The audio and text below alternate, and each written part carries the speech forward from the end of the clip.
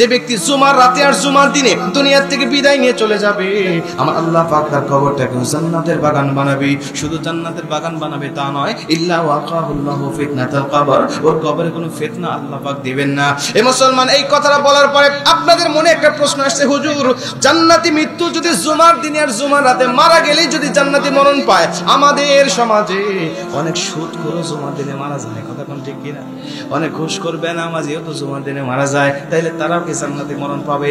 আমার নবীজি বলেন না না না, যে ব্যক্তি পরিপূর্ণ মুমিন হওয়ার পরে জুমার দিনে আর জুমার রাতে বিদায় নিয়ে চলে যাবে, আমার আল্লাহ পাক তার কবরটা জান্নাতের বাগান বানাবে।